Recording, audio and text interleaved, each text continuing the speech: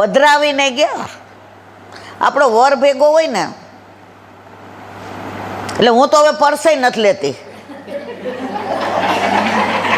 નકામના ભાર ઉપાડવા. ગાડી કરવાની હોય તો આપણે કહીએ ગાડી થઈ જાય એટલે કહેજો મારથી નથી ઊભું રહેવાતું, હું આવું છું. જો લૌકિક વર પણ આપણી આટલી ચિંતા કરતો હોય મારા વાલા, તો આ તો આપણો જન્મ જન્મનો વર છે. ઠાકોરજીએ વેણુનાદ કરી અને ગોપીઓને બોલાવી.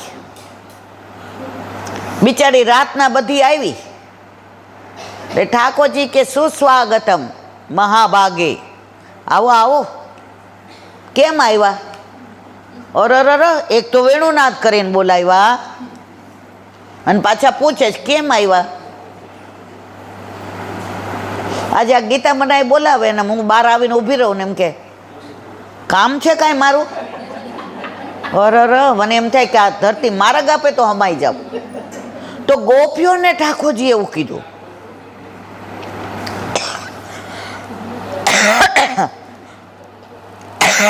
ગોપીઓ જરાય અકળાય નહીં. ઠાકોરજીએ કહ્યું જેવો પણ તમારો વર હોય, ગાંડો હોય, બાડો હોય, બોબડો હોય, તમારે એની સેવા કરવી જોઈએ. ખોલવું પડશે, સેવા કરવી પડશે. તમારે એને છોડીને અહીંયા અવાય કેવા બાય પણ મારા વાલા એ આ પરિક્રમામાં આપણે સાબિત કરી દીધું. શું કીધું ખબર છે? ગોપીઓએ તો બહુ જવાબ સરસ આપ્યો તો સવાર સુધી ચાલે, પણ આપણે 1 મિનિટમાં કહીએ. ગોપીઓ કહ્યું પ્રભુ બધી વાત તમારી સાચી, સાસુ સસરાની સેવા કરવી જોઈએ ને વરની કરવી જોઈએ ને ઘર છોડીને ના અવાય ને અમે સારા ઘર, બધી વાત આપની સાચી. તમારા વરને છોડીને કેમ આવ્યા? ત્યારે ગોપીઓએ જવાબ આપ્યો પ્રભુ પતિ પત્ની 2 રહેતા હતા. હવે પત્નીને એવો નિયમ હતો કે પતિ જમી લે પછી એ જ થાળીમાં પ્રસાદ લેવો, બીજી થાળી લેવી નહીં. અને નિયમ હતો કે હું મરીશ ત્યાં સુધી આ નિયમ નિભાવીશ. પ્રભુ કેવા આગળ કયો ને, આમાં મારે શું સાંભળવા જેવું છે? ત્યારે ગોપીઓએ કહ્યું પ્રભુ એના વરને બારગામ જવાનો થયો 6 મહિના માટે. હવે આને તો નિયમ હતો.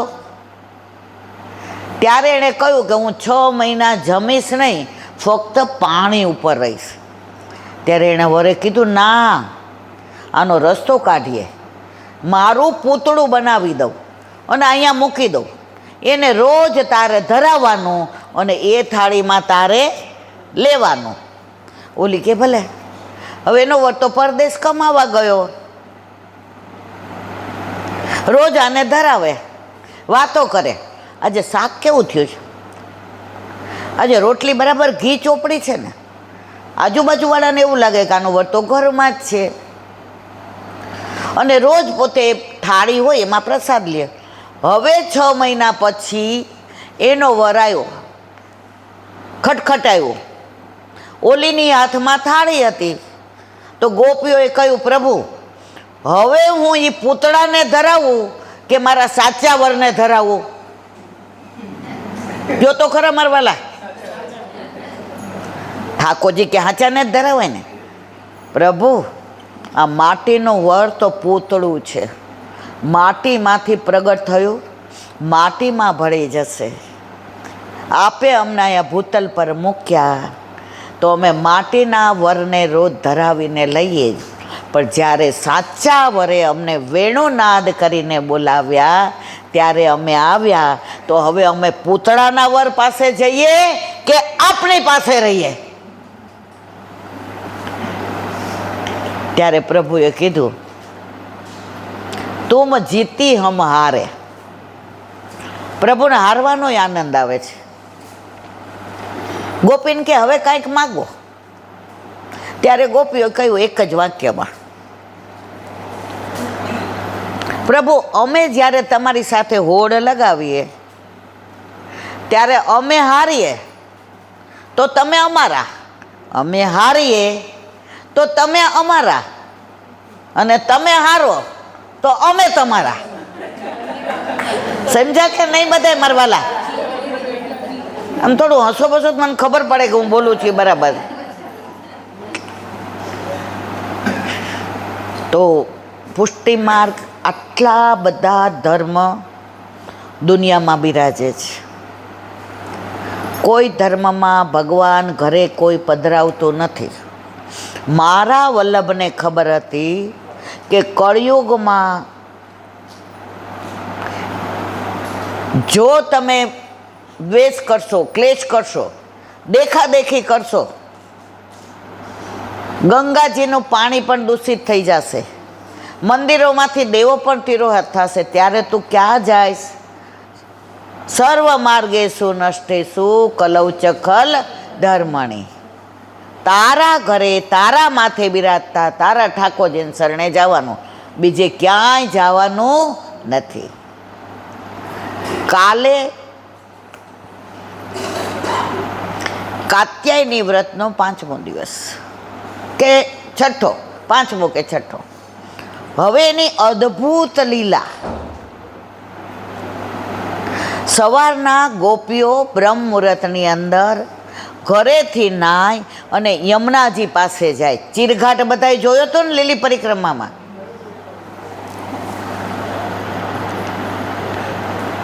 હવે વહેલા જાય તો વ્રજવાસીઓ ઉઠે પેલા પાછા આવી જાય. તો રાધાજી ઠાકોરજીની બાજુમાં નિકુંજમાં બિરાજતા હતા. હવે ઠાકોરજીએ વિચાર કર્યો કે આ મારી ગોપીઓ મારા માટે જાય છે, અમને પ્રતિનંદ નંદન મળે એટલા માટે દોડે છે.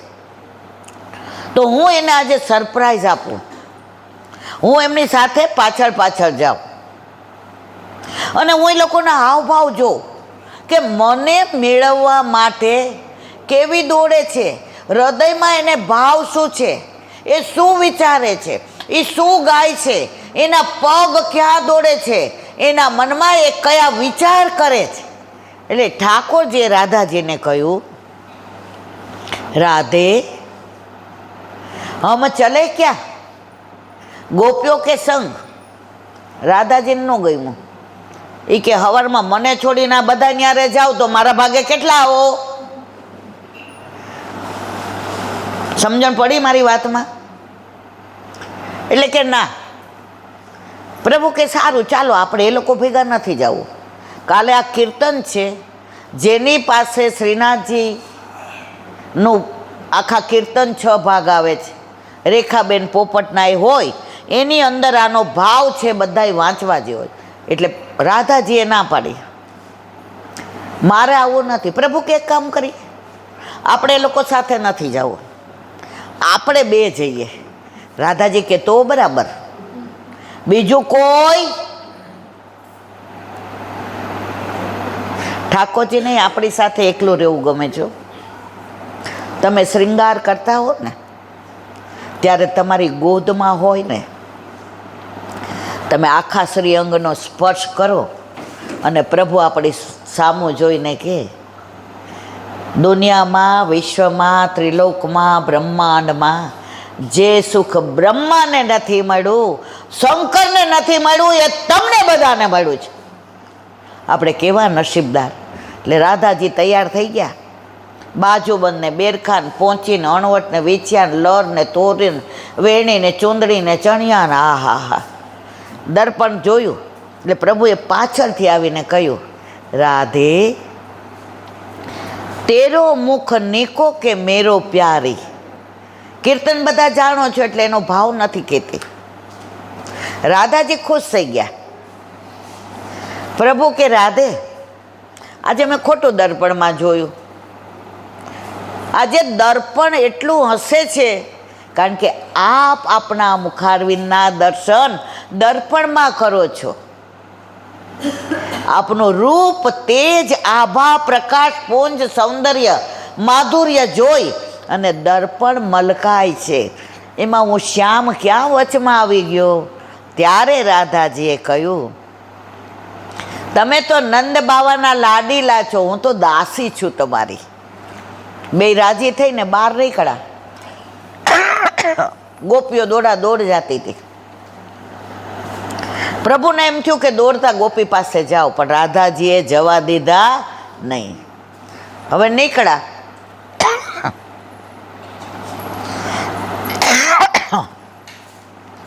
રાધાજીને કહ્યું થોડા તો આગળ ચાલો. ના ચાલ્યા. પછી રાધાજીને એવું થયું કે પ્રભુને ખોટું લાગશે, એટલે રાધાજીએ ચરણમાં જે ઝાંઝર પહેર્યું હતું એ કે પ્રભુ મને વાગે છે, સરખું કરી લઉં. ઠાકોરજી કે હા કરી લ્યો. ઝાંઝર સરખું કરવાના બાને ઝાંઝર ત્યાં મૂકી દીધું ખોલીને. સમજાય છે મારી વાત બધાને?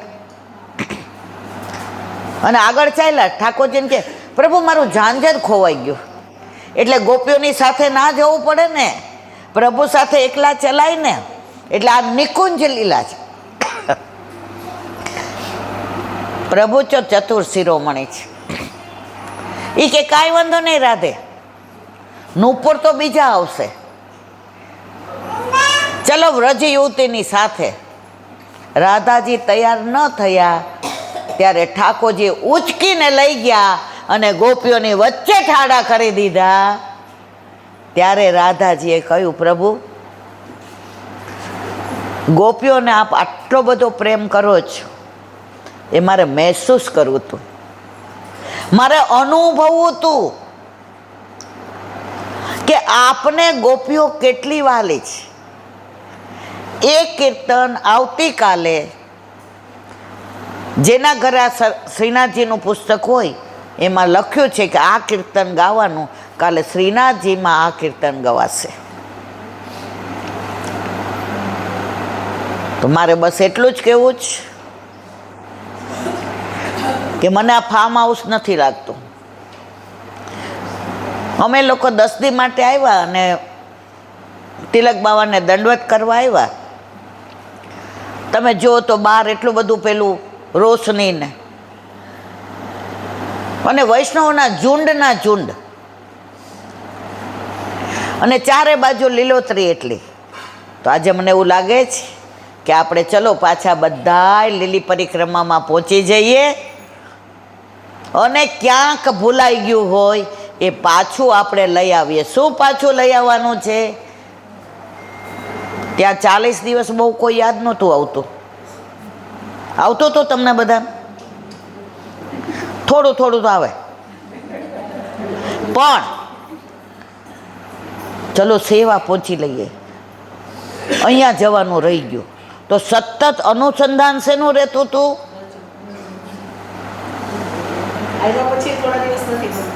જુઓ, આ બધાય કે છે, હું તો કહેતી નથી. અને ઘણી વાર તો એવો વિરહ થાય કે યાર 40 દિવસની ના હોવી જોઈએ, વર્ષની હોવી જોઈએ. વારંવાર વ્રજમાં જવાનું મન એટલે થાય છે આપણે જ્યાંથી આવ્યા હોય ને એ યાદ આવે આવે ને આવે જ. આજે મને 68 વર્ષ થયા ને તો મને પિયર યાદ આવે. 4-6 મહિના થાય ને એટલે ખોટે ખોટું કારણ શોધું. આમને કહું એક દી જઈ આવું છે, મને કે કંઈ નથી જવું, મને ગાડી ચલાવવાનો કંટાળો આવે છે ને ડ્રાઈવર ના પાડે. પણ મનમાં કહું હાલો ને બસમાં જઈએ, પણ મારે જવું છે. કારણ રાજકોટ મારું નેટિવ છે, રાજકોટ મારું પિયર છે. તો વ્રજમાંથી આપણે વિખૂટા કરોડો વર્ષોથી, કરોડો જન્મોથી આવ્યા છીએ. સ્વિટ્ઝરલેન્ડ બીજી વાર આવવાનું કહે તો આપણે ના પાડીએ, પણ વ્રજમાં જવાનું કહે તો આમાં કેટલા તૈયાર છે?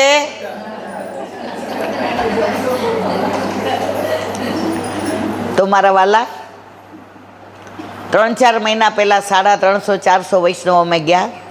એટલો બધો આનંદ કર્યો છે, પણ એમાં 50-60 રહી ગયા. હવે રોજ ફોન કરે, ઈલાનથી એકવાર અમે બાકી છીએ, આવી જાઓ. મારો ઘરવાળો કે મને ફોન આપી દે હવે બસ. પણ જેને વિઠ્ઠલ નાથ વિચારે રે એને પ્રગટ પદાર્થ ચારે રે.